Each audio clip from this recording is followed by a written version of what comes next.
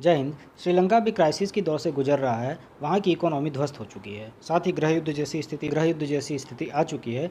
वहाँ की जो जनता अराउंड 3 करोड़ जनता है वो बिल्कुल सड़क पे आ गई है और लगातार जो है वह कारण क्या हुआ कि इसके पीछे इकोनॉमी है। जो श्रीलंका पूरा श्रीलंका जो बेस है, जहाँ मेन जो पैसा आता है श्रीलंका के पास, मेन जो वहाँ के लोग कमाई करते हैं वो दो चीज़ों से करते हैं, खेती और टूरिज़्म।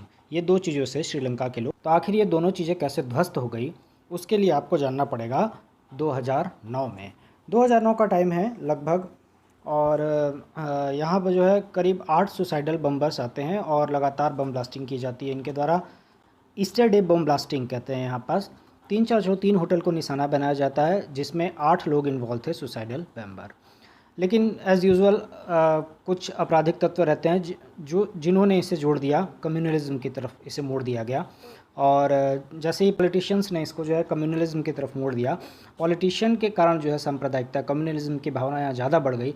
तो इसमें जो है एक मुख्यतः देखिए, सरकार अपनी कमियां छुपाने के लिए क्या करती है, किसी एक पक्ष को जो है ज़्यादा से ज़्यादा उसके ऊपर थोप देती है जिम्मेदारी कि ये इन्होंने किया। तो उसी तरीके से मुस्लिम पक्ष के ऊपर जो है सारा का सारा भांडा फोड़ दिया गया। तो हुआ क्या इससे कि एंटी मुस्लिम जो है वहाँ पास ज़्यादा वायलेंस होने लग गया, और साथ ही गवर्नमेंट ने जो है देखा कि हमारे जो है जो भी हमने काम किया उसको जनता सही ठहरा रही है, तो उन्होंने और ज़्यादा जो है वो मुस्लिम पक्ष के ऊपर और ज़्यादा जो है कड़ाई कर दी, बुर्का पर बैन लगा दिया। इस तरीके से जो है वह इंटरनेशनली जो है इस तरीके से जो है छवि श्रीलंका की ख़राब होने लग गई। तो बोलते हैं इंटरनल पॉलिटिक्स के कारण जो वो एक्सटर्नल पॉलिटिक्स बहुत ज़्यादा प्रभावित हुई, इंटरनेशनल छवि खराब हुई, साथ ही साथ इसका टूरिज़्म भी प्रभावित पड़ा। साथ ही आपको पता भी है कि इंडियन जो तमिल रहते हैं, जो कि तमिलनाडु से यहाँ श्रीलंका की तरफ जाते हैं, तो उनके ऊपर पहले से ही काफ़ी ज़्यादा अत्याचार होते रहे हैं। और इसकी भी एक पूरी कहानी भी है लिट्टे की। तो ईस्टर डे बम ब्लास्टिंग से थ्रू जो होते हैं क्रिश्चियंस के ऊपर अत्याचार हो गया, गवर्नमेंट ने खुद मुस्लिम्स के ऊपर अत्याचार करवा दिया। हिंदू यानी कि जो हमारे भारतीय हैं वहाँ पास जाके जो रहते हैं उनके ऊपर लगातार अत्याचार हो रहा है। तो ऐसी कारण से जो है इसका जो टूरिज़्म है वो बहुत ज़्यादा प्रभावित हुआ और टूरिज़्म का भट्टा बैठ गया। तो खेती और टूरिज़्म में से जो टूरिज़्म का भट्टा बैठने का रीज़न ये था, और मेन जो इकोनॉमी है श्रीलंका की वो इन्हीं दो चीज़ों पर बेस है। खेती के ऊपर जब आप आएंगे तो खेती में पता चलता है कि रबर, चाय और कोकोनट की जो है खेती यहाँ बहुत ज़्यादा होती है, क्योंकि लगातार आपको पता है पूरे विश्व में फर्टिलाइज़र की बहुत ज़्यादा डिमांड है और लगातार फर्टिलाइज़र्स यानी जो केमिकल फर्टिलाइज़र है उन्हीं से खेती की जाती है। लेकिन श्रीलंका को पता नहीं क्या सुबह सुबह शौक चढ़ा, मूड बना इनका कि ये बोलते हैं कि भैया हम केमिकल फर्टिलाइज़र यूज़ नहीं करेंगे। और केमिकल फर्टिलाइज़र यूज़ ना करने के कारण इन्होंने बढ़ावा दिया जैविक खेती को, ऑर्गेनिक खेती को। ऑर्गेनिक खेती बहुत ज़्यादा फ़ायदेमंद खेती है, लेकिन ये धीरे धीरे ग्रोथ करती है, तुरंत ग्रोथ नहीं कर जाता है। तो उन्होंने बोल दिया कि हम किसको बढ़ावा देंगे, ऑर्गेनिक खेती को। इसके लिए उन्होंने चाइना से जो है वह मंगाया, क्योंकि इनका खुद का प्रोडक्शन तो था नहीं ऑर्गेनिक खेती के लिए। तो जो खाद है इन लोगों ने चाइना से मंगाई, और पता चला कि चाइना की जो खाद दिया है वो उसमें पूरा कीड़ा लग गया है। तो किड़वा लगवा दिया एक पूरे श्रीलंका भर में, और इस जो खाद आई थी उसको वापस भेजा चाइना। तो उसके कारण भी इनकी जो है बहुत ज़्यादा घाटा हो गया। तो ये खेती में भी सक्सेस नहीं हो पाया और टूरिज़्म यानी कि टूरिज़्म में भी सक्सेसफुल नहीं हो पाए। इन दोनों जो मेन चीज़ है इनकी, श्रीलंका की जो इकोनॉमी, जो वहाँ के लोग मेन जो पैसा कमाते हैं इन्हीं दो चीज़ों से कमाते हैं, और इन दोनों चीज़ों का ही भट्टा बैठ गया। साथ ही लगातार क्रिश्चियन, मुस्लिम, हिंदू इस तरीके से वहाँ पास जो अत्याचार हो रहे हैं। तो ऑब्वियसली इसके कारण गृह युद्ध और सरकार के खिलाफ लगातार लोग लामबंद हो गए। 2-2 करोड़ जनता जो है एकदम सड़कों पर आ गई। सरकार संभाले नहीं संभल रही है, राजपक्षे जी को इस्तीफ़ा भी देना पड़ा इसके लिए। तो आज की डेट में अगर आप देखेंगे तो स्कूल, कॉलेज सब बंद करना पड़ रहा है। बिजली वहाँ पास जो है 13-13 घंटे नहीं मिलती है लोगों को। साथ ही वहाँ पास जो है फ्यूल यानी कि जो गैस है उसके भी दाम बढ़े हुए हैं। बेसिक जो चीज़ें होती हैं जैसे चावल, दूध, चीनी, पता चल रहा है चावल का दाम जो है 500 रुपये किलो हो गया है। तो ये जो बेसिक्स चीज़ें हैं उनके दाम बहुत ज़्यादा बढ़ गए। लोग जो है लगातार उनके ऊपर हिंसा हो रही है। तो इसीलिए जो है वह जो श्रीलंका है वो डेब्ट क्राइसिस, ये क्राइसिस में चला गया। आइए देखते हैं भारत के साथ क्या कुछ रिलेशंस रहे हैं श्रीलंका के। दोस्तों, एक ऐसा देश जो हमारे बगल में ही है और हमसे जो है अलग होता है पाक स्ट्रेट से, और ये अलग होता है हमसे मन्नार की खाड़ी से। तो जी हाँ, नन ऑफ दिस, हम बात कर रहे हैं श्रीलंका की।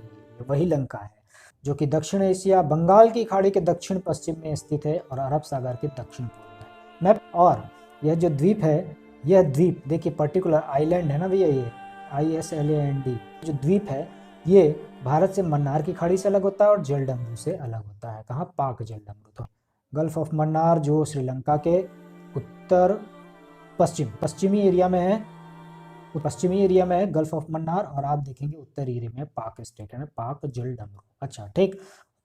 तीसरी बात, तमिलनाडु का ये क्षेत्र तमिलनाडु से 30 नॉटिकल माइल दूरी पर है। कितना?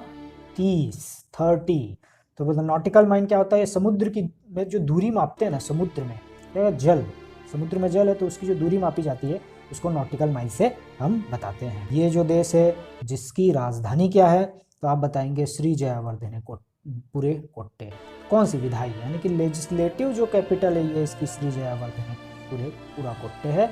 और वाणिज्यिक राजधानी आप देखेंगे, जैसे हमारे देश की वाणिज्यिक राजधानी, भारत की अगर मैं बोलूँ वाणिज्यिक राजधानी क्या है तो आपको पता है वो मुंबई। ऐसे ही श्रीलंका की वाणिज्यिक राजधानी आप देखेंगे तो कोलंबो पश्चिम में स्थित है। तो ये बातें हैं, और साथ ही बेहद महत्वपूर्ण बात वो ये है कि भैया यहाँ देखिए सार्क दक्षिण एशियाई क्षेत्रीय समूह है ना, यूनाइटेड नेशन, और G77 और नाम यानी कि गुट निरपेक्ष आंदोलन, नॉन अलायन मूवमेंट, 4 नाम हो गए, सार्क, UN, G77 और गुट निरपेक्ष उसका सदस्य है। मतलब अगर आपसे पूछा जाए कि भारत के साथ किस किस जगह पे जो है यह सहयोग दिखाता है तो आप यहाँ बताएंगे। और बात महत्वपूर्ण है कि जहाँ भारत नहीं पहुँच पाया है यानी कि ह्यूमन डेवलपमेंट इंडेक्स में भारत का स्थान पीछे आ जाता है, श्रीलंका उसमें आगे है, मालदीव भी आगे है, तो श्रीलंका की रेटिंग बहुत आगे है किसमें? मानव विकास सूचकांक। और एक बार क्या हुआ था श्रीलंका में, काफ़ी समय पहले की बात है कि यहाँ पास ना, यहाँ का जो एथनिक ग्रुप है मैं आपको दिखाता हूँ, यहाँ का जो एथनिक ग्रुप, यहाँ के रहने वाले जो है वो सिंगलीज, श्रीलंका के तमिल हैं और इंडिया के तमिल हैं। यहाँ देखिए इंडिया के तमिल, ठीक। तो ये जो सिंघली और इंडिया के जो तमिल है, क्योंकि आपने देखा कि ये यहाँ से जो हुआ क्या, ये जो तमिलनाडु का क्षेत्र है यहाँ से जो है ब्रिटिश ने क्या किया कि यहाँ के लोगों को माइग्रेंट कराया, मतलब माइग्रेशन कराया, विस्थापन कराया। कहाँ? यहाँ। तो ये जो उत्तर वाला क्षेत्र था ना इसका, ये पूरी तरीके से भर गया इंडियन तमिल से, मतलब काफ़ी ज़्यादा इंडियन तमिल रहने लग गए। ये क्या करने आए थे? यहाँ पास प्लांट में काम करने आए थे, जैसे चाय बागान हो गया इत्यादि, जो है यहाँ पास जितना भी जो काम है यहाँ के लोग करते थे। अब क्योंकि इन्होंने कराया था तो ये जो है, क्योंकि ये कहाँ से आए? इंडिया से, और यहाँ पास पहले से कौन रह रहा है तो यहाँ पास बता रहे हैं आप सिंघली, ठीक। तो हुआ ये कि काफ़ी समय बाद जो है इनके बीच एक दंगा भड़क गया, सिविल वॉर यानी कि जो गृह युद्ध होते हैं वैसी स्थिति आ गई थी। तो उसके बाद फिर श्रीलंका ने डिसाइड किया, उस समय जो है उसने डिसाइड किया था कि सिंघली जो है हमारी प्रॉपर लैंग्वेज होना चाहिए। इस प्रकार से जो इन लोगों ने अपना धर्म भी घोषित कर दिया था श्रीलंका ने, क्या? बुद्धिज्म को, क्योंकि सिंघली तो बुद्धिज्म है। मैं आपको दिखाता हूँ, यहाँ देखिए ये जो सिंघलीज हैं ये बुद्ध धर्म को ज़्यादा फॉलो करते हैं। तो शुरुआत में इन्होंने क्या किया था कि इस धर्म को जो है इन्होंने घोषित कर दिया था, लेकिन बाद में आप देखेंगे जो कि यहाँ लिखा हुआ है, जिसके बारे में जो इतना बोलना पड़ गया हमको, तो ये जो लिखा ना, श्रीलंका का संविधान बौद्ध धर्म का सबसे महत्वपूर्ण मानता है लेकिन राज्य धर्म नहीं होता है। देखिए शुरुआत में इसे घोषित किया गया था, किसके द्वारा? तो ये जो घोषणा की गई थी किस लिए की गई थी? क्योंकि यहाँ पास जो रहते हैं कहाँ? सिंगलीज लोग रहते हैं। ये देखिए 74.9% है, इसीलिए इसको घोषित किया गया था। और आपने देखा कि किस प्रकार इंडियन तमिल और जो तमिल है उन्होंने प्रोटेस्ट किया इस बात का, और उसके बाद से ही जो है इस बौद्ध धर्म को जो है यह इसने हाँ विशेष दर्जा देता है लेकिन राज्य धर्म नहीं मानता है, ये बात।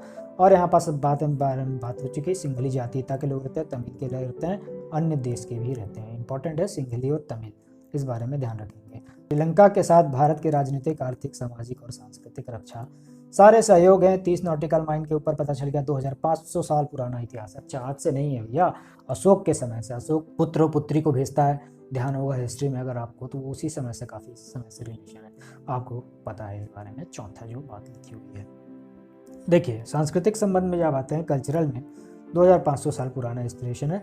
कोलंबो में क्या है ना, एक भारतीय सांस्कृतिक केंद्र है जो संगीत, पहनावा, गान, खान पान इत्यादि के बारे में जो है पूरी तरीके से प्रचार प्रसार करता है। साथ ही वहाँ इस प्रकार की गतिविधियाँ, प्रयोगशालाएँ और जो है वो कार्यक्रम ऑर्गेनाइज कराता है। कौन? कोलंबो में भारतीय सांस्कृतिक केंद्र। क्या? संगीत एंड इत्यादि आपका लिखा हुआ है। भारत श्रीलंका फाउंडेशन भी हमारा एक बना हुआ है, एक फाउंडेशन है जो कि विज्ञान तकनीकी, अच्छा बहुत शानदार। देखिए संस्कृति आपने जब कर ली तो थोड़ा विज्ञान तकनीकी के बारे में बात करें कि विज्ञान और तकनीक और शिक्षा का आदान प्रदान करता है किसके माध्यम से, युवा के माध्यम से। कौन? भारत श्रीलंका फाउंडेशन। श्रीलंकाई छात्रों को भारत स्कॉलरशिप भी देता है और नॉट ओनली जो है ये श्रीलंकाई छात्रों का ध्यान रखता है हमारा भारत, इंडिया तकनीकी एंड इकोनॉमिक कॉरपोरेशन के तहत श्रीलंकाई के नागरिकों को भी आमंत्रित करता है कि आप और भारत की तकनीक के बारे में जानकारी, तो मेनली फॉर ये तो तकनीक के लिए ही है। तो इंडिया टेक्नोलॉजी और इकोनॉमिक कॉरपोरेशन है, तकनीक और इकोनॉमी के क्षेत्र में सहयोग प्रदान करता है। अच्छा, इसमें जो है आप वो मत लाइएगा जो मैंने गलती से बोल दिया कि कल्चर के लिए, तो तकनीक और इकोनॉमिक के लिए पर्टिकुलर, और कल्चर के लिए कौन सा है, तो भारत श्रीलंका फाउंडेशन। और इसके बाद आप देखेंगे कि भू राजनीतिक क्या महत्व रह जाता है। अच्छा, जयवर्धने के काल में क्या होता है ना, एक बहुत शानदार काम है, वॉइस ऑफ अमेरिका, अंग्रेजी में लिखा, राइटिंग समझ में ना आ रहा होगा तो मैं आपको जो है 2-3 बार बोलूँगा कि वॉइस ऑफ अमेरिका एक प्रोग्राम भी होता है, वॉइस ऑफ अमेरिका, तो उसी का ना ट्रांसमिटिंग स्टेशन स्थापित किया गया था यहाँ श्रीलंका में।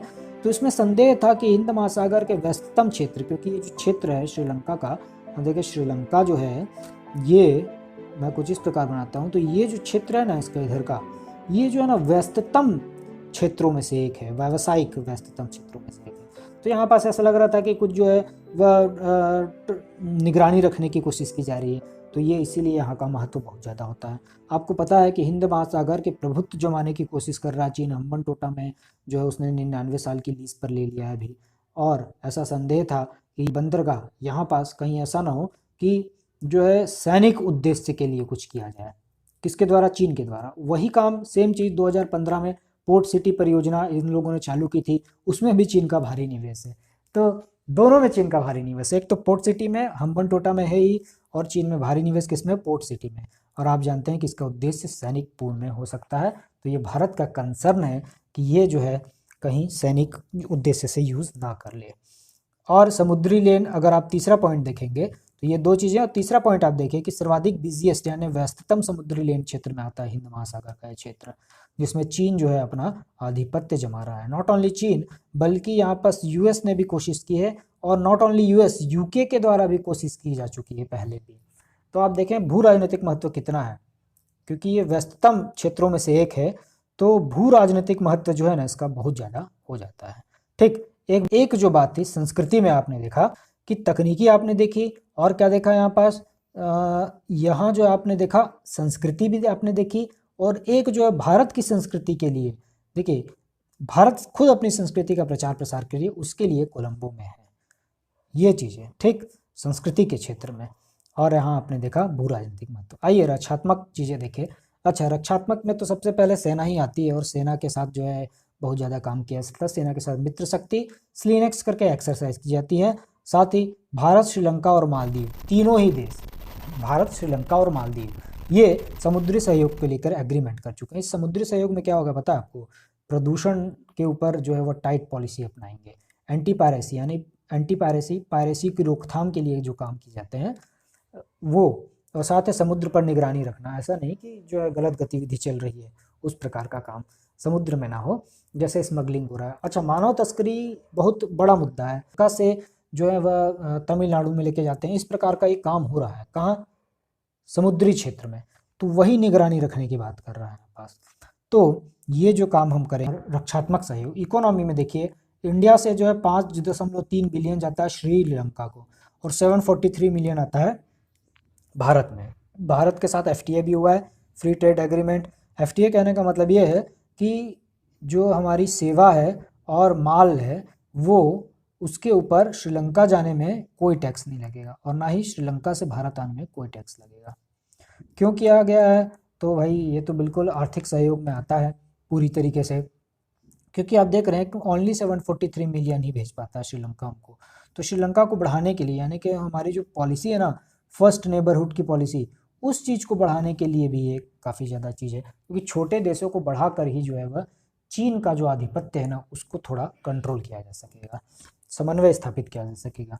तो इसीलिए हम एफटीए जैसी चीज़ें करते हैं चीन और अदर देशों के साथ।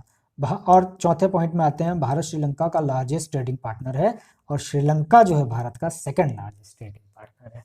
तो बहुत शानदार है। तो अब हम आते हैं समस्याएं हैं, बिल्ली समस्या तो चीन बब्बा है हमारा।